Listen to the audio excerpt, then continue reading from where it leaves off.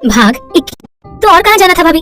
हम शॉपिंग करने आए हैं ना, तो चलो आज मैं आपको शॉपिंग करवाती हूँ इस मॉल से। आपको जो चाहिए आप ले लेना, बिल्कुल भी प्राइस मत देखना, सारा खर्च मेरी तरफ से होगा। नीलम श्रेया की बात सुनकर उससे बोलती है, अरे पर श्रेया तू नहीं जानती, यहाँ पर बहुत ही महंगी चीजें मिलती है। वो सारी चीजें मार्केट से भी जाकर सस्ते दामों में और दाम कम करवा कर भी ले सकते हैं, पर यहाँ एक ही फिक्स प्राइस में चीजें मिलती है। श्रेया, भाभी मैंने कहा ना आपको, बिल्कुल भी चिंता मत करो, आपको जो चीज पसंद है वो आप ले लेना, आज का सारा पेमेंट मैं करूंगी। नीलम, अच्छा एक बात बता, तेरे पास इतने पैसे आए कहाँ से? श्रेया, मैंने आपको बताया तो था कि मैं जॉब करने लगी हूँ, वो भी रुद्र प्रताप सिंह की कंपनी में। तो आपको क्या लगता है कि मुझे वो छोटा मोटा सैलरी देता है? नहीं भाभी, वहाँ काम करना मतलब लाइफ सेट, और आपको पता है वहाँ की सैलरी मेरे लिए बहुत ज्यादा है। मैंने वहीं से बचाए थे पैसे ताकि मैं जब यहाँ आऊँ तो हम दोनों शॉपिंग करने जाए। अब चलिए अंदर चलिए, रोड पर ही खड़े रहकर सारी बातें करेंगे क्या? नीलम मुस्कुराकर टैक्सी वाले को पैसे देती है, दोनों फिर मॉल के अंदर आ जाते हैं। नीलम अंदर से मॉल को देखने लगती है, अंदर से भी मॉल बहुत ही बड़ा और खूबसूरत था। नीलम का मुंह खुला का खुला रह जाता है। श्रेया भी पहली बार उस मॉल में आई थी, वो उस मॉल को चारों तरफ से देख रही थी, वहीं दो आंखें श्रेया को लगातार घूर रही थी। एक आदमी श्रेया को बहुत देर से देख रहा था, जब से श्रेया टैक्सी से उतरकर मॉल के अंदर गई थी तब से वो आदमी श्रेया को देख रहा था। वो आदमी किसी को कॉल लगाता है, दूसरी तरफ से किसी की सख्ती भरी आवाज आती है, क्या हुआ बोल? आदमी, रोनित सर, आपकी मैडम यहाँ अपनी भाभी के साथ मॉल में आई हुई है। रोनित, क्या? ये तो क्या बोल रहा है बिट्टू? बिट्टू रोनित का खास आदमी था। रोनित ने उसे श्रेया के ऊपर नजर रखने के लिए कहा था। बिट्टू रोनित से बोलता है, हाँ सर सही बोल रहा हूँ, सुबह आपको घर से बाहर निकाल दिया था ना उन दोनों भाई बहनों ने, और उस श्रेया ने आपसे शादी करने के लिए मना कर दिया था। आप कहो तो अभी उसे उठाकर अपने बंगले में ले आता हूँ। रोनित बिट्टू की बात सुनकर हंसते हुए बोलता है, ठीक है मैं अपने और आदमियों को भेजता हूँ मॉल, आज की रात तो मैं अपनी जान श्रेया के साथ बिताऊंगा। बिट्टू के होठों पर शैतानी मुस्कुराहट आ जाती है, वो कॉल कट कर देता है। रोनित भी कॉल काट कर अपने बिस्तर की तरफ देखता है, उसके बिस्तर पे दो लड़कियां बैठी हुई थी। रोनित उन दोनों से बोलता है, तुम दोनों जाओ यहाँ से, आज तुम दोनों की जरूरत नहीं है, आज इस बिस्तर पर श्रेया रहेगी मेरे साथ और कोई नहीं। इतना बोलकर वो नोटों की गड्डी उन लड़कियों की तरफ फेंक देता है। वो दोनों लड़कियां उठकर नोटों की गड्डी अपने हाथ में लेकर मुस्कुराते हुए वहां से चली जाती है।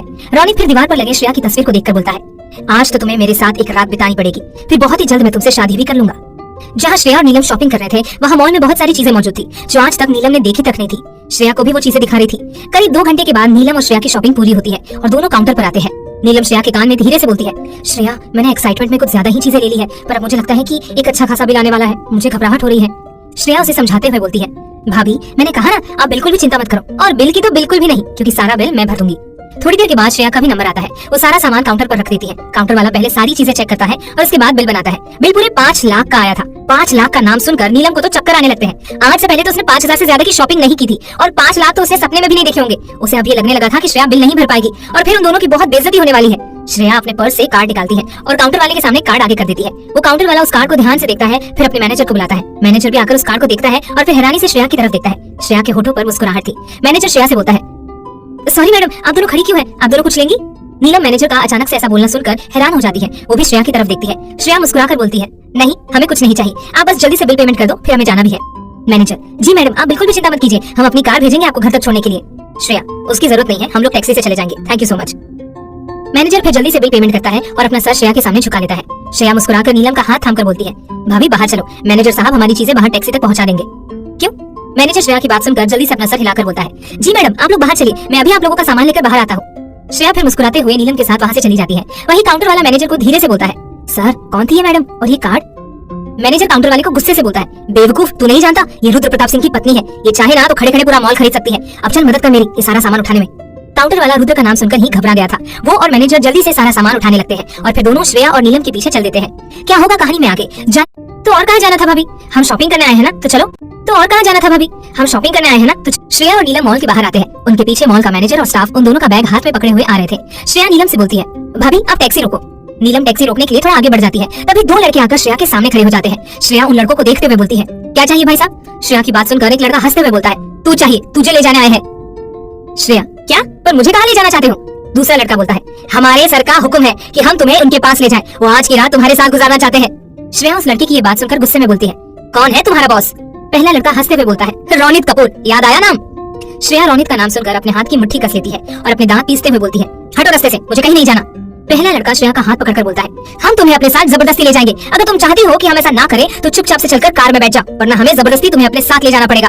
श्रेया गुस्से में उसे एक थप्पड़ खींच कर मारती है और अपनी उंगली दिखाकर दांत पीसते हुए बोलती है, तुम्हारी हिम्मत कैसे हुई मुझे छूने की? तुम जानते नहीं हो मैं कौन हूँ। वो लड़का अपने गाल पर हाथ रख देता है और श्रेया को अपनी जलती हुई नजरों से देखने लगता है। तभी नीलम वहाँ जाती है और श्रेया को उन लड़कों के साथ देखकर बोलती है, ये लोग कौन है? श्रेया गुस्से में बोलती है, इन्हें रोनित ने भेजा है मुझे जबरदस्ती उठाने के लिए। नीलम ये सुनकर गुस्से में बोलती है, ए चुपचाप से चले जाओ यहाँ से, वरना मैं पुलिस को बुलाऊंगी। वो दोनों लड़के नीलम की बात सुनकर गुस्से में अपना गन निकाल लेते हैं और नीलम के सर पर गन रख देते हैं। श्रेया ये देखकर बहुत ज्यादा घबरा जाती, ये क्या कर रहे हो? गन हटाओ वरना गोली चल जाएगी। दूसरा लड़का गुस्से में बोलता है, गाड़ी में बैठ चुपचाप से, वरना अभी तेरी प्यारी भाभी का भेजा यही उड़ा देंगे हम, और हमें पुलिस का कोई डर नहीं है। अरे हमारे सर के जेब में पुलिस रहती है, और अगर तेरी भाभी मर भी जाएगी ना तब भी पुलिस हमारा कुछ नहीं बिगाड़ पाएगी, और हम तभी भी जेल नहीं जा पाएंगे। मैनेजर और मॉल का स्टाफ भी ये सब देख रहे थे। मैनेजर स्टाफ से बोलता है, खड़े खड़े क्या देख रहे हो, ये सामान यही रखो और जल्दी से मॉल के अंदर चलो, हमें इन सब लफड़ों में नहीं पड़ना है। स्टाफ मैनेजर की बात सुनकर श्रेया का सामान वहीं रखकर तुरंत मॉल के अंदर चले जाते हैं। श्रेया नीलम को देख रही थी। नीलम रोते हुए बोलती है, श्रेया मुझे बचा ले, मुझे नहीं मरना है, अभी अभी तो मेरी शादी हुई थी, मैं इतना जल्दी नहीं मरना चाहती, श्रेया कुछ तो कर। श्रेया नीलम को समझाते हुए बोलती है, ठीक है भाभी आप रोना बंद कीजिए, मैं आपको कुछ नहीं होने दूंगी। फिर उन लड़कों की तरफ गुस्से भरी नजरों से देखकर, मैं तुम लोगों के साथ चलने के लिए तैयार हूँ, अब गन मेरे भाभी के सर से हटाओ। दोनों लड़के श्रेया की बात सुनकर एक दूसरे की तरफ शैतानी मुस्कुराहट के साथ देखते हैं और नीलम के सर से गन हटा देते हैं। नीलम की जान में जान आती है, वो लंबी सांस लेने लगती है। श्रेया फिर जाकर उन लड़कों की कार में बैठ जाती है। वो लड़के भी श्रेया के साथ पीछे बैठ जाते हैं और ड्राइवर से बोलते हैं, गाड़ी बंगले में ले चल। ड्राइवर गाड़ी स्टार्ट करके बंगले की तरफ मोड़ देता है। नीलम जल्दी से निशांत को कॉल करके सारी बात बता देती है। वहीं कार में वो लड़के श्रेया को घूर कर देख रहे थे। एक लड़का मुस्कुराते हुए बोलता है, यार ये तो बहुत खूबसूरत है, अब समझ आया कि हमारे सर इसके पीछे इतना पागल क्यों है। दूसरा लड़का बोलता है, सही कहा, आज की रात तो सर की बहुत ही रोमांटिक गुजरने वाली है। ये बोलकर दोनों लड़के पागलों की तरह हंसने लगे। श्रेया बस उन दोनों को गुस्से में देख रही थी और उनकी बातें सुन रही थी। पहला लड़का हंसते हुए श्रेया से बोलता है, तू थोड़ी देर पहले मॉल के बारे में क्या बोल रही थी कि हम तुझे नहीं जानते कि तू कौन है। अरे तुझे अच्छे से जानते हैं हम, तेरे भाई का छोटा सा मिठाई का दुकान है, बस इसके अलावा और कुछ नहीं है। तुझे तो खुश होना चाहिए कि हमारे रोनी सर का दिल आ गया है तेरे पे, वरना तुझे जैसी 2 कौड़ी की लड़की की क्या औकात है उनके सामने। श्रेया उन लड़कों की बात सुनकर गुस्से में आ जाती है। तभी अचानक से कार झटके से रुक जाती है। दूसरा लड़का गुस्से में बोलता है, अबे साले कार क्यों रोका। ड्राइवर सामने की तरफ देखते हुए बोलता है, सर सामने देखिए। दोनों लड़के और श्रेया सामने की तरफ देखते हैं। सामने कुछ गाड़ियां खड़ी थी और उन गाड़ियों के सामने करीब 25 से 30 बॉडीगार्ड अपने हाथ में गन लिए खड़े थे और उन सब ने कार को रोका था। वो दोनों लड़के इतने सारे बॉडीगार्ड्स को देखकर घबरा जाते हैं और एक दूसरे की तरफ देखते हुए बोलते हैं, ये इतने सारे बॉडीगार्ड किसके हैं। श्रेया भी उन बॉडीगार्ड्स को ध्यान से देख रही थी। एक बॉडीगार्ड गुस्से में बोलता है, सब अभी के अभी कार से बाहर निकलो। दोनों लड़के ड्राइवर और श्रेया कार से बाहर निकल जाते हैं। एक बॉडीगार्ड श्रेया के पास आकर अपना सर झुकाकर बोलता है, मैडम आप चलकर उस काली वाली कार में बैठिए, इनको तो हम देख लेंगे, हम रुद्र सर के बॉडीगार्ड्स हैं। रुद्र का नाम सुनते ही श्रेया के होठों पर बड़ी सी मुस्कुराहट आ जाती है। वो उन दोनों लड़कों को गुस्से में देखकर बोलती है, अब तुम दोनों को कोई नहीं बचा सकता। वो दोनों लड़के तो अभी भी हैरान थे कि ये सब हो क्या रहा है। श्रेया फिर सामने लगे बहुत ही महंगे काले कलर की कार में जाकर बैठ जाती है। अब आगे क्या होगा कहानी में, ये काले कलर की कार में अंदर जाकर बैठ जाती है। कार के अंदर एक लैपटॉप था जो ऑन था, उसमें रुद्र की तस्वीर नजर आ रही थी। श्रेया लैपटॉप को देखने लगती है। रुद्र उससे बोलता है, श्रेया कौन थे वो लड़के और तुम्हें कहाँ ले जा रहे थे। श्रेया रुद्र को देखकर थोड़ा सा घबरा जाती है। वो फिर हकलाते हुए बोलती है, रुद्र आपको कैसे पता चला कि मैं मुसीबत में हूँ। रुद्र उसे आंखें दिखाकर बोलता है, तुम्हें याद है मैंने तुम्हें एक अंगूठी पहनाई थी। श्रेया अपने महंगे अंगूठी की तरफ देखती है। आखिर वो इस अंगूठी को कैसे भूल सकती थी। श्रेया जब अपने घर जा रही थी तो रुद्र ने उसे एक अंगूठी पहनाई थी और उसे धमकी भी दी थी कि अगर उसने उस अंगूठी को निकाला तो उससे बुरा कोई नहीं होगा। उस समय श्रेया को रुद्र की बात सुनकर बहुत गुस्सा आया था। श्रेया अपना सर हिलाकर बोलती है, हाँ रुद्र याद है मुझे कि आपने आते समय अंगूठी मुझे पहनाई थी, कहा था कि मैं इस अंगूठी को बिल्कुल ना निकालूं वरना आप मुझे सजा देंगे। रुद्र, हाँ चलो तुम्हें मेरी बात तो याद है, बिल्कुल सही कहा तुमने। इस अंगूठी में मैंने ट्रैकर फिट करवाया है ताकि तुम जहाँ भी जाओगी ना तो मुझे पता चल जाएगा, और अगर तुम किसी मुसीबत में फंसी तो अंगूठी का रंग लाल हो जाएगा। और यहाँ मैंने भी ऐसे सेम अंगूठी पहनी है जो लाल रंग मेरे अंगूठी में दिखने लगेगी। लाल रंग से मुझे पता चल जाएगा कि तुम मुसीबत में हो।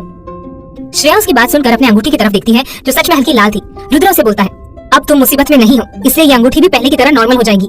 अब तुम मुझे बताओ कौन थे वो लड़के और तुम्हें कहाँ ले जा रहे थे, और तुम इतनी रात को बाहर क्या कर रही हो, वो भी अकेले। श्रेया उसकी बात सुनकर घबराते हुए बोलती है, रुद्र मैं अकेली नहीं आई थी, मैं अपनी भाभी के साथ आई थी शॉपिंग करने, पर ये लोग जबरदस्ती मुझे अपने साथ ले जाने लगे। वो तो अच्छा हुआ कि आपके बॉडीगार्ड सही समय पर आ गए। Thank you Rudra. पहले आपने जब मुझे ये अंगूठी पहनाई थी तो मुझे बहुत गुस्सा आया था, पर अब बिल्कुल भी गुस्सा नहीं आ रहा है, बल्कि खुशी हो रही है। अच्छा हुआ मैंने ये अंगूठी पहन कर रखी थी, और मैं आपसे वादा करती हूँ कि मैं कभी भी इस अंगूठी को अपनी उंगली से नहीं निकालूंगी। रुद्र उसकी बात सुनकर उसे बोलता है, वो तो ठीक है, पर पहले ये बताओ कि तुमने अपने परिवार वालों को हमारी शादी के बारे में बताया या नहीं। श्रेया उसकी बात सुनकर अपनी नजर झुका लेती है। रुद्र उसे ही देख रहा था। वो उससे बोलता है, अच्छा मतलब तुमने अभी तक नहीं बताया, ठीक है मैं आ रहा हूँ परसों तुम्हारे पास। श्रेया उसकी ये बात सुनकर हैरानी से बोलती है, क्या, पर अभी मुझे 2 दिन ही तो हुए हैं, मैं 1 हफ्ते तक यहाँ रुकना चाहती हूँ। रुद्र मैंने कहा मैं आ रहा हूँ तुम्हारे पास, ये नहीं बोला कि मैं तुम्हें लेने आ रहा हूँ। मैं वहाँ आऊंगा और तुम्हारे परिवार को खुद बताऊंगा कि तुम मेरी पत्नी हो, और तुम्हारे साथ वहाँ 1 हफ्ते रुकूंगा भी। मैं भी तो अपने ससुराल वालों से मिलना चाहता हूँ। श्रेया उसकी बात सुनकर चौंकते हुए बोलती है, क्या आप यहाँ रहने आ रहे हैं। हाँ क्यों, कोई प्रॉब्लम है क्या। नहीं मुझे कोई प्रॉब्लम नहीं है, प्रॉब्लम आपको हो सकती है क्योंकि आपको अपने बड़े से मेंशन में फुल एसी में रहने की आदत है, पर मेरे घर में ना वो आपको गद्देदार बेड मिलेंगे, ना ही एसी मिलेगा, और ना ही वो सारी सुख सुविधाएं जो आपको आपके मेंशन में मिलती है। सोच लीजिए, मुझे नहीं लगता आप यहाँ 1 हफ्ते तक भी रुक पाएंगे। रुद्र उसकी बात सुनकर उससे बोलता है, ऐसी कोई बात नहीं है, मैं रह लूंगा, और वैसे भी मुझे वहाँ तुम्हारे साथ रहना है। तुम वहाँ रहोगी ना मेरे करीब, तो मुझे और कुछ नहीं चाहिए। बस तुम्हारे साथ रहने से जो सुकून मिलता है ना, वो सारी सुख सुविधाएं मिलने के बाद भी नहीं मिलता। तुम नहीं जानती कि यहाँ मैं तुम्हें कितना मिस कर रहा हूँ। अब तुम्हारे बिना रहने की आदत नहीं है। पता नहीं इन कुछ दिनों में तुमने क्या जादू कर दिया मुझ पर। मैंने सोच लिया है, अब जब भी जाऊंगा तो तुम्हें साथ लेकर जाऊंगा। श्रेया रुद्र की ये बात सुनकर खोसी गई थी। वो मुस्कुराते हुए उसे ही देख रही थी। वहीं रुद्र के होठों पर भी हल्की मुस्कुराहट थी। श्रेया को भी धीरे धीरे अब रुद्र पसंद आने लगा था। रुद्र का नाम सुनकर उसके दिल की धड़कन भी अब धड़कने लगी थी। उसे भी धीरे धीरे रुद्र से प्यार होने लगा था। रुद्र ने जब उससे ये कहा कि वो परसों आ रहा है तो श्रेया की धड़कन तेजी से धड़कने लगी थी, पर उसने अपने चेहरे पर कोई भाव आने नहीं दिया। अब वो भी रुद्र से मिलना चाहती थी। रुद्र फिर एक मैसेज करता है। उसके मैसेज करने के बाद कार का ड्राइवर कार के अंदर आ जाता है और कार स्टार्ट करके श्रेया के घर की तरफ बढ़ा देता है। रुद्र अभी भी श्रेया को ही देख रहा था और श्रेया भी खोई हुई थी, उसके चेहरे को निहारे जा रही थी। दोनों एक दूसरे की आंखों में देखे जा रहे थे और दोनों के चेहरे पर हल्की मुस्कुराहट थी। कहानी में आगे अब क्या? मन तो नहीं कर रहा तुम्हें जाने देने का, मन कर रहा है कि बस तुम्हें यूं ही सारी रात देखता रहूं, पर ठीक है 2 दिन के बाद आ ही रहा हूँ, उसके बाद तुम्हें खुद से अलग नहीं करूंगा। जाओ अभी तुम जाकर आराम करो। श्रेया अपना सर हिलाकर कार से उतरकर घर के अंदर चली जाती है। तभी उसकी नजर सामने सोफे पर बैठी देवकी जी पर जाती है। देवकी जी अपना सर पकड़कर बैठी हुई थी और उनकी आंखों से आंसू गिर रहे थे। श्रेया उन्हें रोता हुआ देखकर घबराते हुए उनके पास जाती है और उनके करीब बैठकर उनका हाथ अपने हाथ में लेकर बोलती है, माँ क्या हुआ आपको, आप रो क्यों रही है? देवकी जी श्रेया को अचानक अपने सामने देखकर हैरान हो जाती है। वो जल्दी से उसे अपने गले लगाते हुए बोलती है, तो ठीक है ना, तुझे कुछ हुआ तो नहीं ना? श्रेया, नहीं माँ मुझे क्या होगा, मैं बिल्कुल ठीक हूँ, देखो आपके सामने तो बैठी हूँ। देवकी जी अपने आंसू पोंछते हुए बोलती है, पर नीलम का कॉल आया था, उसने बताया कि कुछ लोग तुझे जबरदस्ती उठाकर ले गए हैं। वो लोग रोनित के आदमी थे। तेरी ये खबर सुनकर निशान भी तुझे खोजने के लिए निकला है। कितनी देर हो गई पर वो दोनों अभी तक घर नहीं आए। मुझे बहुत घबराहट हो रही थी कि रोनित तेरे साथ कुछ कर न दे। श्रेया देवकी जी की बात सुनकर तुरंत निशान को कॉल लगाती है, पर निशान का कॉल लग ही नहीं रहा था। श्रेया फिर नीलम को कॉल लगाती है, पर नीलम का कॉल भी आउट ऑफ कवरेज बता रहा था। श्रेया घबराते हुए बोलती है, कहीं भाई रोनित के घर न चले जाए, उन्हें तो पता भी नहीं है कि मैं घर पहुंच चुकी हूँ। वहीं दूसरी तरफ निशांत और नीलम रोनित के घर के बाहर खड़े थे। गेट पर खड़ा सिक्योरिटी गार्ड उन्हें अंदर जाने नहीं दे रहा था। निशांत लगातार चिल्ला रहा था। उसके चिल्लाने की आवाज सुनकर रोनित अपने गार्ड के साथ बाहर आता है। निशांत उसके पास आकर उसका कॉलर पकड़ लेता है। ये देखकर दो गार्ड्स उसे रोनित से अलग करते हैं। निशांत गुस्से में अपने दांत पीसते हुए बोलता है, कहाँ है मेरी बहन? तेरे आदमी उसे उठाकर ले गए थे, बता कहाँ रखा है तूने उसे? मैं तुझे छोड़ूंगा नहीं साले, जान से मार दूंगा अगर मेरी बहन को कुछ भी हुआ तो। बता कहाँ है मेरी बहन? रोनित उसके पास आकर उसके मुंह पर एक पंच मारते हुए बोलता है, शांत हो जा समझा, मुझे नहीं पता तेरी बहन कहाँ है, वो मेरे पास नहीं है। निशांत उसकी बात सुनकर उसके पेट पर एक लात मारता है, जिससे रोनित कुछ कदम पीछे हट जाता है और अपने दांत पीसते हुए बोलता है, तेरी ये हिम्मत कि तूने मुझे मारा, तुझे तो मैं। उसने अभी अपनी बात पूरी ही नहीं की थी कि तभी नीलम उसे गुस्से में उंगली दिखाकर बोलती है, खबरदार जो मेरे पति को छुआ भी तो तेरी मैं जान निकालूंगी। बता कहाँ है श्रेया? तेरे आदमी मेरी आंखों के सामने ही उसे जबरदस्ती अपने साथ ले आए थे। रोनित नीलम को देखकर हंसते हुए बोलता है, क्या बात है भाभी जी, आप तो अपने पति की रक्षक बन रही है, पर मैं भी देखता हूँ कि आप इसे कब तक बचाती है। चलिए ठीक है, आपकी बात मैं मान लेता हूँ, मैं नहीं मारूंगा आपके पति को, क्योंकि अब आपके पति को पुलिस मारेगी। ये बोलकर वो पुलिस को कॉल कर देता है। थोड़ी ही देर में पुलिस वहां आ जाती है। रोनित पुलिस से झूठ बोलता है कि निशांत उसके घर उसे मारपीट करने आया है। निशांत भी पुलिस के सामने ये बोलता है कि रोनित ने उसकी बहन को किडनैप कर लिया है। पर रोनित शहर का सबसे अमीर आदमी था, इसीलिए पुलिस निशांत की बात ना मानकर रोनित की बात मानते हैं और उसे जबरदस्ती अपने साथ पुलिस स्टेशन ले जाते हैं। नीलम भी उसके साथ चली जाती है। पुलिस वाले फिर निशांत को लॉकअप के अंदर डालकर उसे बुरी तरह से मारने लगते हैं। नीलम उनसे बार बार रिक्वेस्ट कर रही थी कि वो ऐसा ना करे, पर कोई भी उसकी बात नहीं सुन रहा था। एक पुलिस वाला नीलम से बोलता है, तुम चुपचाप से अपने घर जाओ, वरना इसके साथ तुम्हें भी लॉकअप के अंदर डाल देंगे, चलो जाओ यहाँ से। नीलम फिर वहाँ से चली जाती है। थोड़ी देर के बाद वो अपने घर आती है। घर पर श्रेया लगातार नीलम और निशांत को कॉल लगाने की कोशिश कर रही थी। नीलम जब घर के अंदर आती है तो श्रेया को अपने सामने देखकर हैरान हो जाती है। वो उसके पास आकर उससे बोलती है, श्रेया तू घर कैसे पहुंची? तुझे तो वो लोग अपनी कार में बैठा कर ले गए थे ना, फिर तू घर कैसे पहुंची? श्रेया, भाभी को मैं आपको बाद में बताऊंगी, पहले ये बताओ भैया कहाँ है? मैं आप दोनों को कब से कॉल कर रही थी, पर आप दोनों का कॉल ही नहीं लगा था। भैया कहाँ है? इतना बोलकर वो दरवाजे की तरफ देखती है। देवकी जी नीलम से बोलती है, नीलम क्या हुआ, निशांत कहाँ है? वो तेरे साथ नहीं आया क्या? नीलम देवकी जी और श्रेया का सवाल सुनकर रोते रोते अपने घुटनों पर बैठ जाती है। देवकी जी उसे इस तरह से रोता हुआ देखकर घबराते हुए बोलती है, नीलम तू रो क्यों रही है? बता मुझे क्या हुआ है, कहाँ है मेरा निशांत? नीलम रोते हुए देवकी जी को सारी बात बता देती है। श्रेया और देवकी जी नीलम के मुंह से निशांत के जेल जाने की बात सुनकर बुरी तरह से चौंक जाती है। आगे क्या होगा कहानी में, निशांत को जेल में डाल सकते हैं, चल बुरी तरह से चौंक जाती है। देवकी जी नीलम से बोलती है, चल अभी हम पुलिस स्टेशन चलते हैं। वो लोग कैसे बिना कोई गलती के निशांत को जेल में डाल सकते हैं? चल मैं तेरे साथ चलती हूँ, मैं उनसे बात करूंगी। नीलम, हाँ माँ चलिए चलते हैं। वो दोनों जाने लगती है, पर श्रेया उन्हें पीछे से आवाज लगाकर रोक देती है। वो फिर देवकी जी से बोलती है, माँ आप यहीं रुको, मैं भाभी के साथ जाती हूँ और मैं आपसे वादा करती हूँ कि भैया को मैं जेल से निकलवा कर ही रहूंगी। भैया को कुछ नहीं होगा, आप बिल्कुल भी चिंता मत करो, आप घर पर ही रहो, हम अभी थोड़ी देर में आ जाएंगे, मैं आपको कॉल करके सब बताती हूँ। देवकी जी, पर तेरे जाने पर भी उन लोगों ने निशांत को नहीं छोड़ा तो? छोड़ेंगे माँ, जरूर छोड़ेंगे, आप घर पर ही रुको, मैं भाभी के साथ जाती हूँ। इतना बोलकर श्रेया और नीलम वहाँ से निकल जाती है। देवकी जी अपना सर पकड़कर सोफे पर बैठ जाती है। उन्हें बहुत चिंता हो रही थी निशांत की। थोड़ी देर के बाद नीलम और श्रेया पुलिस स्टेशन पहुंचती है। दोनों पुलिस स्टेशन के अंदर आती है। नीलम जल्दी से जेल तक जाती है और अंदर की तरफ देखती है। अंदर निशांत बेहोश पड़ा था, उसे बहुत मारा गया था और उसके शरीर से खून भी निकल रहा था। श्रेया भी वहाँ आ जाती है और वो अपने भाई की ऐसी हालत देखकर गुस्से में बोलती है, मेरे भैया को इतना किसने मारा, किसकी इतनी हिम्मत हो गई? एक पुलिस वाला नीलम और श्रेया को देखकर गुस्से में बोलता है, इन दोनों को अंदर किसने आने दिया? अभी निकालो दोनों को पुलिस स्टेशन से बाहर। श्रेया उस पुलिस वाले की बात सुनकर गुस्से में बोलती है, तुम्हारी हिम्मत कैसे हुई मेरे भैया को बिना गलती के यहाँ लाने की और इतनी बुरी तरह से मारने की? मैं तुम्हें छोड़ूंगी नहीं, अभी के अभी मेरे भैया को छोड़ो और उन्हें जेल से बाहर निकालो, वरना अच्छा नहीं होगा। वो पुलिस वाला श्रेया को ऊपर से नीचे की तरफ गुस्से में देखते हुए बोलता है, है कौन तू जो मुझे धमकी देने की गलती कर रही है? तू नहीं जानती कि मैं कौन हूँ? और तेरा ये भाई, इससे तो अभी और मार पड़ने वाली है। अभी तो ये बेहोश हो गया है, पर एक बार इसे होश में आने दे, फिर इसे इतना मारूंगा कि इसकी जान चली जाएगी। ये रोनित सर के बंगले में जाकर उन्हें मारने की कोशिश कर रहा था। रोनित सर ने इसके खिलाफ कंप्लेन लिखवाई है। ये तो अब इसी जेल में मरेगा, और तुम दोनों को अगर अपनी जान प्यारी है तो चुपचाप यहाँ से चले जाओ, वरना तुम दोनों के साथ क्या होगा ये तुम लोग सोच भी नहीं सकते। श्रेया उस पुलिस वाले की बात सुनकर गुस्से में अपने हाथ की मुट्ठी कस लेती है और उसे उंगली दिखाकर बोलती है, मैं तुम्हें फिर से बोल रही हूँ कि मेरे भैया को छोड़ दो, वरना मैं तुम्हें सस्पेंड करवा दूंगी और फिर तुम्हें कहीं भी जॉब नहीं मिलेगी। वो पुलिस वाला श्रेया की बात सुनकर हंसने लगता है और आसपास के लोग भी ये सुनकर हंसने लगते हैं। श्रेया उन सबको गुस्से में देखती है। वो पुलिस वाला श्रेया से बोलता है, अच्छा तू मुझे सस्पेंड करवाएगी? अरे है कौन तू जो मुझे सस्पेंड करवा सके? मैं रोनित सर के लिए काम करता हूँ, उनके इशारे पर ये पूरा शहर और यहाँ की सिस्टम चलती है। चल मैं देखता हूँ कि तू क्या कर सकती है। नीलम रोते हुए उस पुलिस वाले के सामने अपने हाथ जोड़कर बोलती है, प्लीज मेरे पति को छोड़ दो, उन्हें इलाज की जरूरत है, वरना वो मर जाएंगे। वो पुलिस वाला हंसते हुए बोलता है, उसे मारने के लिए ही तो लाए हैं, चलो निकलो तुम यहाँ से। नीलम बेबसी भरी नजरों से श्रेया की तरफ देखती है। श्रेया नीलम से बोलती है, भाभी एक मिनट मैं अभी आई।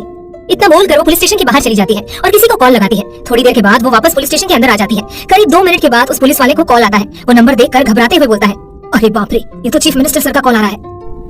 वो फिर जल्दी से कॉल उठाकर हेलो बोलता है। दूसरी तरफ से कुछ आवाज आती है। वो पुलिस वाला अपना पसीना पोंछते हुए बोलता है, सॉरी सर, प्लीज ऐसा मत कीजिए, मेरे छोटे बच्चे हैं, मेरी अगर नौकरी चली गई तो मैं कहीं का नहीं रहूंगा, प्लीज सर। उसके मुंह से सिर्फ यही निकल रहा था। 5 मिनट कॉल में बात करने के बाद वो कॉल रख देता है और अपना सर पकड़कर चेयर पर बैठ जाता है। श्रेया उसके चेहरे के बदलते भावों को ही देख रही थी। वो पुलिस वाला फिर श्रेया की तरफ देखकर उसके सामने अपने हाथ जोड़ लेता है और घुटने पर बैठकर गिड़गिड़ाते हुए बोलता है, सॉरी मैडम, मुझे नहीं पता था आपके बारे में, प्लीज ऐसा मत कीजिए, वरना मैं पूरी तरह से बर्बाद हो जाऊंगा। मुझसे बहुत बड़ी गलती हो गई, मैं अभी आपके भाई को हॉस्पिटल पहुंचा देता हूँ, मुझे माफ कर दीजिए मैडम। श्रेया उसकी बात सुनकर गुस्से में बोलती है, तुम्हें कोई माफी नहीं मिलेगी और यही तुम्हारी सजा है कि अब तुम्हें कहीं भी जॉब नहीं मिलेगा। बहुत घमंड है ना तुम्हें? अब जाओ जाओ अपने रोनित सर के पास और उसे जाकर बोलो, अगर वो तुम्हारी नौकरी दोबारा तुम्हें दिलवा सकता है तो दिलवा कर दिखा दे। वो पुलिस वाला श्रेया की बात सुनकर अपना सर झुका लेता है। तभी कुछ गार्ड्स पुलिस स्टेशन के अंदर आते हैं। हवलदार गार्ड को देखकर जल्दी से जेल का दरवाजा खोल देता है। गार्ड्स फिर जेल के अंदर जाते हैं और श्रेया के भाई को उठाकर बाहर ले जाने लगते हैं। श्रेया फिर नीलम से बोलती है, चलिए भाभी अभी हॉस्पिटल चलना है। नीलम उसकी बात सुनकर उसके साथ हॉस्पिटल के लिए निकल जाती है। कहानी में आगे क्या होगा, ये सब कैसे हुआ, तूने किसे कॉल किया था? और वो ऑपरेशन रूम में शिफ्ट किया जाता है। वहीं रुद्र के आदमी भी हॉस्पिटल में चारों तरफ मौजूद थे। नीलम श्रेया से बोलती है, ये सब कैसे हुआ, तूने किसे कॉल किया था? और वो पुलिस वाला, उसे सस्पेंड कर दिया गया? मेरी खुद समझ नहीं आ रहा है। और ये गार्ड्स, ये सब कौन है, इन्हें किसने भेजा? श्रेया नीलम से बोलती है, भाभी आप इस बारे में मत सोचो, मैं आपको आराम से बताऊंगी। इस समय भैया ठीक नहीं है, हमें उन पर ध्यान देना चाहिए। नीलम फिर खामोश हो जाती है और वहीं बेंच पर बैठ जाती है। तभी देवकी जी का कॉल आता है। श्रेया देवकी जी का नंबर देखकर जल्दी से कॉल उठाकर हेलो बोलती है। देवकी जी, श्रेया तुम लोग ठीक तो हो ना? और निशांत कैसा है? तूने कॉल नहीं किया, मुझे चिंता हो रही है, उन पुलिस वालों ने उसे छोड़ा या नहीं? मैं आऊँ क्या वहाँ? श्रेया देवकी जी से बोलती है, माँ आप पहले शांत हो जाइए, इतनी चिंता मत कीजिए, टेंशन लेने की कोई जरूरत नहीं है। भाई अब जेल में नहीं है, उन्हें हम हॉस्पिटल लेकर आए हैं। देवकी जी श्रेया की ये बात सुनकर और परेशान होते हुए बोलती है, क्या हॉस्पिटल पर क्यों? हुआ क्या है निशांत को, वो ठीक है ना? हाँ माँ, उन लोगों ने भाई को मारा था और वो बेहोश हो गए थे, पर अभी डॉक्टर उनका इलाज कर रहे हैं, कुछ ही देर में सब ठीक हो जाएगा, आप चिंता मत करो माँ। देवकी जी ये सुनकर खामोश हो जाती है। श्रेया फिर उनसे आगे बोलती है, माँ मैं आपसे बाद में बात करती हूँ। इतना बोलकर वो कॉल कट कर देती है। तभी एक आदमी श्रेया के पास आकर बोलता है, हेलो मैडम, मेरा नाम विक्रम है, मैं रुद्र सर का खास आदमी हूँ, मैं सारे बॉडीगार्ड्स को हैंडल करता हूँ। आपको ये बताने आया था कि सारे बॉडीगार्ड्स 24 घंटे इस हॉस्पिटल के चारों तरफ तैनात रहेंगे। आपको अब घबराने की जरूरत नहीं है, रुद्र सर का ऑर्डर है कि आपको अकेला ना छोड़ा जाए। चिंता की कोई बात नहीं है, अब आप बिल्कुल रिलैक्स हो जाइए।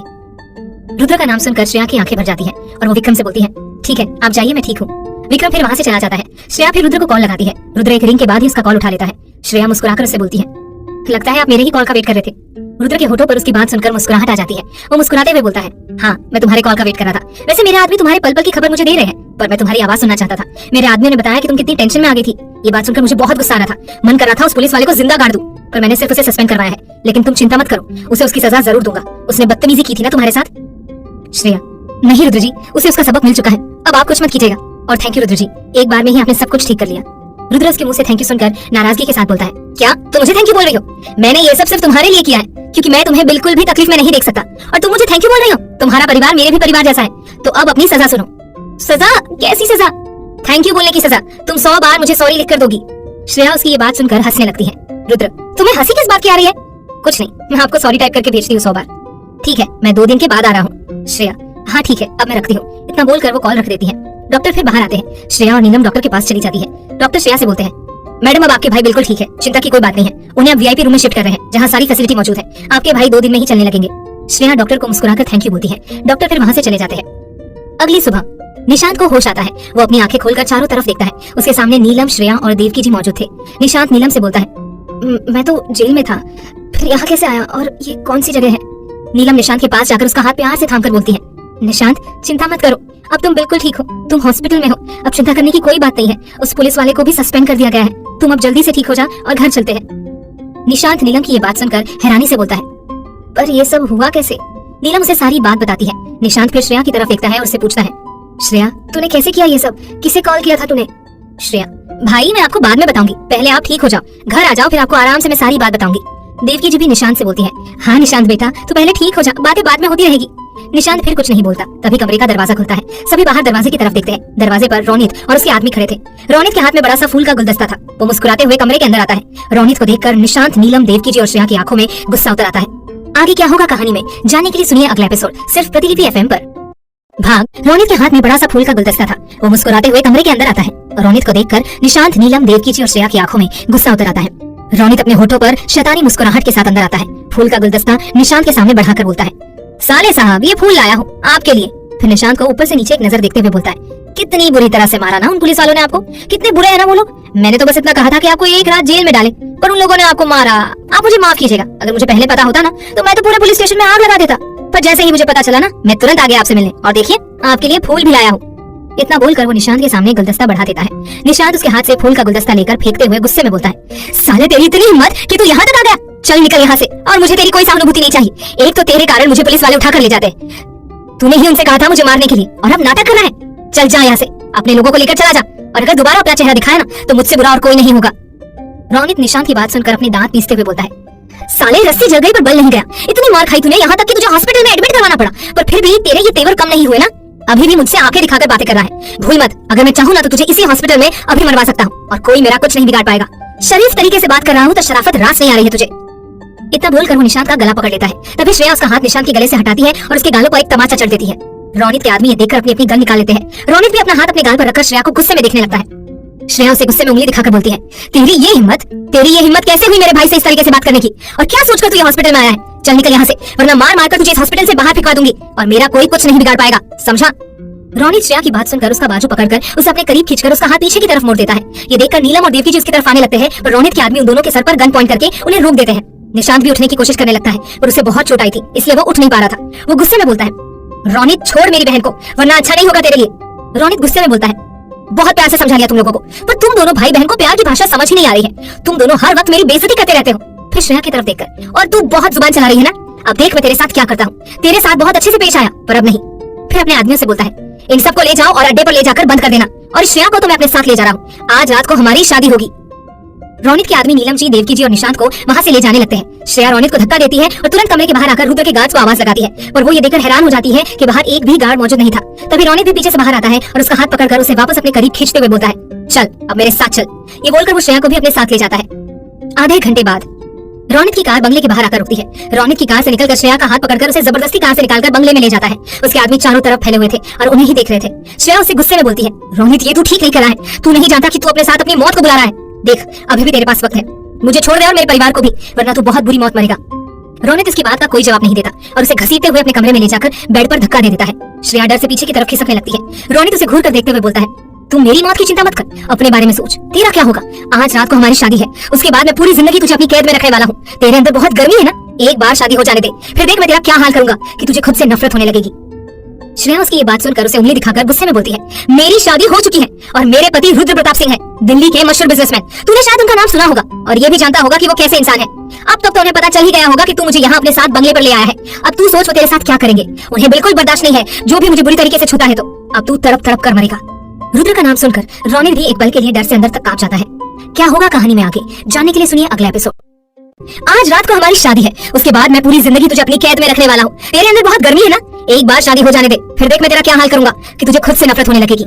श्रेया रोनित की बात सुनकर उसे उंगली दिखाकर गुस्से में बोलती है, मेरी शादी हो चुकी है और मेरे पति रुद्र प्रताप सिंह है, दिल्ली के मशहूर बिजनेसमैन। तूने शायद उनका नाम सुना होगा और ये भी जानता होगा कि वो कैसे इंसान है। अब तक तो उन्हें पता चल ही गया होगा कि तू मुझे यहाँ अपने साथ अपने बंगले पर ले आया है। अब तू सोच वो तेरे साथ क्या करेंगे। उन्हें बिल्कुल बर्दाश्त नहीं है कि कोई भी मुझे गलत तरीके से छुए। अब तू तड़प तड़प कर मरेगा। रुद्र का नाम सुनकर रोनित भी एक पल के लिए डर से अंदर तक कांप जाता है। वो कुछ सोचने लगता है, फिर उसके होठों पर शैतानी मुस्कुराहट आ जाती है। वो श्रेया के पास आकर उसका बाल पकड़कर उसकी आंखों में देखते हुए बोलता है, अपनी बकवास बंद कर। तुझे क्या लगता है मैं तेरी बातों में आ जाऊंगा। वो रुद्र प्रताप सिंह तुझसे शादी करेगा। तू जानती भी है रुद्र प्रताप सिंह को। वो तुझ जैसी दो कौड़ी की लड़की से बात तो छोड़, देखना तक पसंद नहीं करता है। हाँ मैं मानता हूँ कि तू भी दिल्ली में रहती है, पर तू वहाँ पढ़ाई करने गई थी। ये तो मैंने पहली बार सुना कि तूने वहाँ रुद्र प्रताप सिंह से शादी कर ली है और उसकी पत्नी है। इतना बड़ा झूठ तू सोचती है कि मैं मान लूंगा? कभी नहीं। श्रेया भी उसकी आंखों में देखकर गुस्से में बोलती है, मैं सच बोल रही हूँ, मैं रुद्र प्रताप सिंह की पत्नी हूँ। अगर तुझे अपनी जान प्यारी है तो मुझे और मेरे परिवार को यहाँ से जाने दे, वरना रुद्र प्रताप सिंह मेरे पति तुझे दर्दनाक मौत देंगे। रोनित ये सुनकर उसे एक थप्पड़ मारता है, जिससे श्रेया बेड पर गिर जाती है। रोनित अपने दांत पीसते हुए बोलता है, बहुत सुन लिया, बहुत सुन लिया मैंने तेरी बकवास। अब अगर एक शब्द भी बोला ना तो मुझसे बुरा कोई नहीं होगा। अभी तेरे परिवार को जान से मरवा दूंगा। थोड़ी देर में मैं लड़कियों को भेज रहा हूँ मेहंदी लगवाने के लिए। चुपचाप से बिना नखरे किए मेहंदी लगा लेना। कोई भी होशियारी मत करना, वरना सोच भी नहीं सकती कि मैं क्या करूंगा। इतना बोलकर वो कमरे के बाहर चला जाता है। श्रेया की आंखें नम हो जाती है। वो अपनी आंखें बंद करके बोलती है, रुद्र जल्दी से आ जाइए, मुझे आपकी जरूरत है, प्लीज प्लीज रुद्र। कुछ देर के बाद कुछ लड़कियां कमरे के अंदर आती है। श्रेया बेड पर बैठी हुई थी। वो लड़कियां श्रेया के सामने आकर बैठ जाती है और उसे बोलती है, मैम अपना हाथ आगे कीजिए, हमें मेहंदी लगानी है। श्रेया, क्या मुझे तुम लोगों का मोबाइल मिल सकता है? वो लड़कियां श्रेया की बात सुनकर एक दूसरे की तरफ देखती है। एक लड़की श्रेया से बोलती है, सॉरी मैडम, यहाँ आने से पहले हमारे सारे मोबाइल ले लिए गए और ये कहा कि जब वापस आएंगे तो हमें मोबाइल दे दिया जाएगा। हमारे पास अभी मोबाइल नहीं है। श्रेया उनकी ये बात सुनकर बेबसी से अपनी आंखें बंद कर लेती है और अपना हाथ आगे बढ़ा देती है, क्योंकि अगर वो रोनित की बात को नहीं मानती तो रोनित उसके परिवार के साथ कुछ भी कर सकता था। थोड़ी देर के बाद श्रेया के हाथों में मेहंदी लग जाती है। वो लड़कियां फिर कमरे से बाहर आती है। रोनित उन्हें पैसा देता है और कमरे के अंदर आकर कमरे का दरवाजा लगा देता है। श्रेया उसे गुस्से में देख रही थी। रोनित उसके करीब आकर बैठ जाता है और उसके हाथ की तरफ देखकर मुस्कुराते हुए बोलता है, देखो कितनी अच्छी मेहंदी लग रही है तुम्हारे इन हाथों में, और इसमें मेरा नाम कितना प्यारा लग रहा है ना? श्रेया उसे कुछ नहीं बोलती और अपनी नजर दूसरी तरफ फेर लेती है। रोनित फिर मुस्कुराकर उसका हाथ पकड़ता है, पर श्रेया अपना हाथ झटक देती है।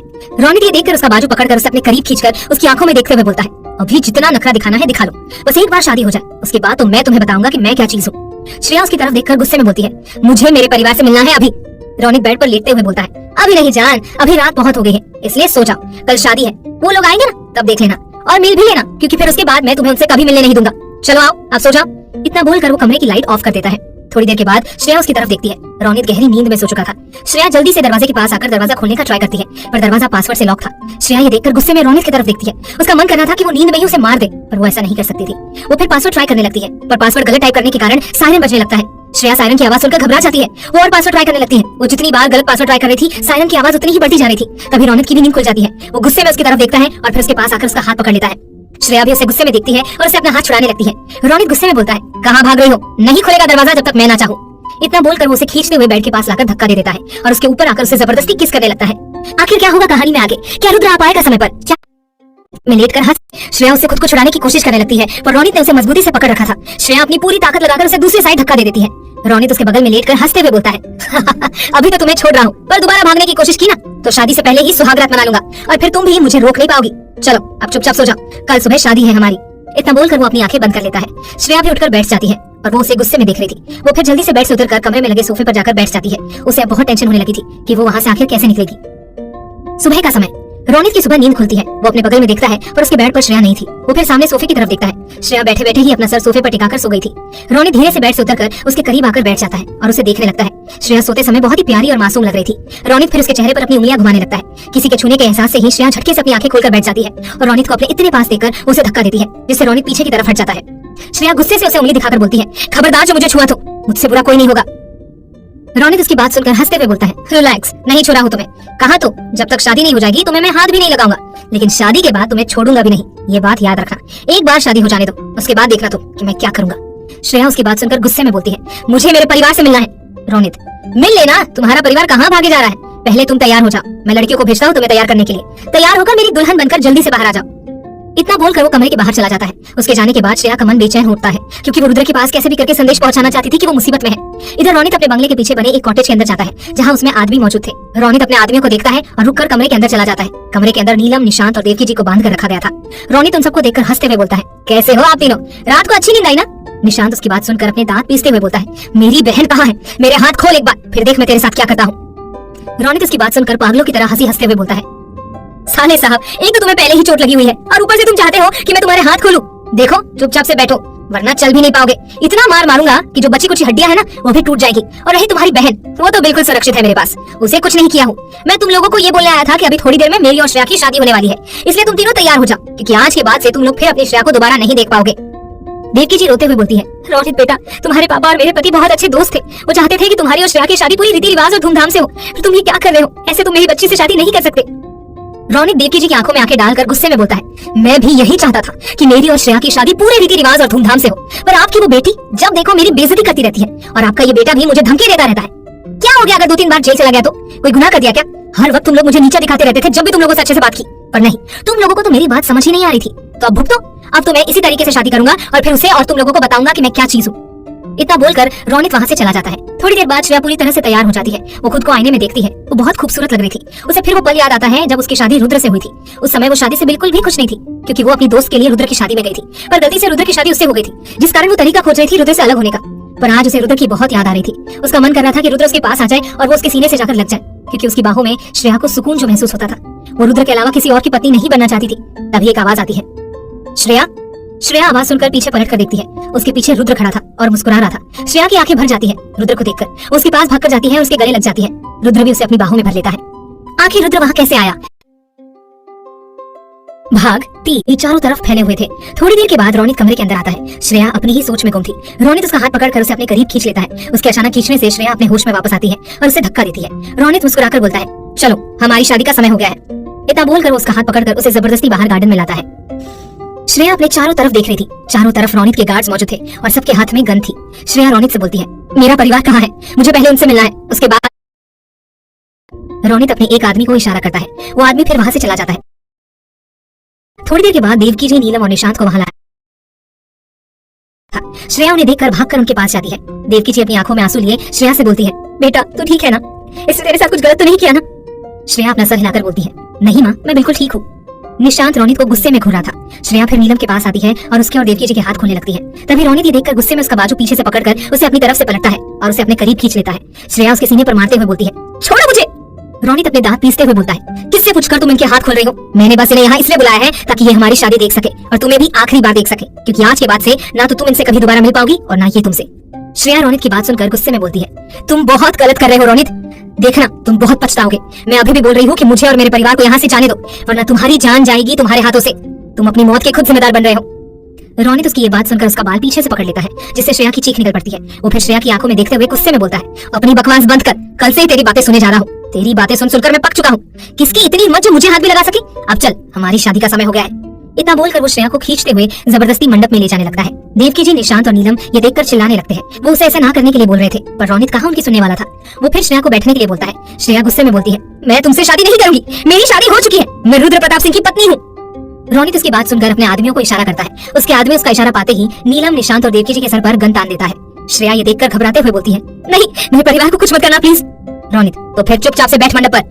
श्रेया उसकी बात सुनकर जल्दी से बैठ जाती है। रोनित फिर अपनी गन निकालकर पंडित जी की तरफ देखता है। पंडित भी बहुत घबराया हुआ था। उसे देखकर ही पता चल रहा था कि उसे किस तरह से वहां लाया गया होगा। रोनित फिर पंडित की तरफ गन पॉइंट करके बोलता है, अबे बुड्ढे, अब तुझे क्या अलग से बोलूंगा, जल्दी से जल्दी शादी शुरू कर, और हाँ, जितनी रस्म है ना उतनी ही करना। अगर जानबूझकर देर की ना शादी करवाने में, इस जलते हुए हवन कुंड में तेरी चिता जला दूंगा। पंडित उसकी ये बात सुनकर घबराते हुए मंत्र पढ़ने लगता है। श्रेया चुपचाप बैठी हुई थी। उसकी आंखों से अब आंसू गिरने लगे थे। उसे रुद्र की बहुत याद आ रही थी। वो अपने सामने परिवार को देखने लगती है। नीलम, निशांत और देवकी जी की आंखों से भी आंसू गिर रहे थे। वही निशांत भी मजबूर था। आखिर वो कर भी क्या सकता था। वो तीनों भी श्रेया को बेबसी से देख रहे थे। रोनी धीरे से श्रेया के कान में बोलता है, बस कुछ देर और, उसके बाद ये शादी हो जाएगी, फिर तुम हमेशा हमेशा के लिए मेरी। उसके बाद देखो मैं तुम्हारे साथ क्या क्या करता हूँ। श्रेया उसकी बात सुनकर गुस्से में उसकी तरफ देखती है। रोनित के होठों पर शैतानी हंसी आ जाती है। तभी अचानक से वहाँ का माहौल बदलने लगता है। बाहर गाड़ियां रुकने की आवाज आने लगती है। रोनित आवाज सुनकर अपने आदमियों को बाहर देखने का इशारा करता है। उसके आदमी उसका इशारा पाते ही तुरंत मेंशन के बाहर चले जाते हैं। पर जितने भी आदमी बाहर गए थे वो सब अब तक अंदर नहीं आए थे। रोनित ये देखकर अपने एक गार्ड को बुलाता है, क्या हुआ, जाकर देख कर आ, ये लोग अभी तक अंदर क्यों नहीं आए? रोनित का गार्ड भी तुरंत बाहर जाता है। तभी गोली चलने की आवाज आती है और वो गार्ड भी वापस अंदर नहीं आता। रोनित ये देखकर गुस्से में बोलता है, क्या हो रहा है ये सब? उसने अभी अपनी बात पूरी ही नहीं की थी कि तभी उनके कानों में किसी के चलने की आवाज सुनाई पड़ी।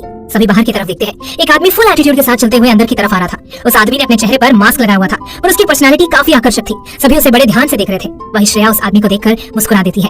आगे क्या होगा जानने के लिए सुनिए अगला एपिसोड।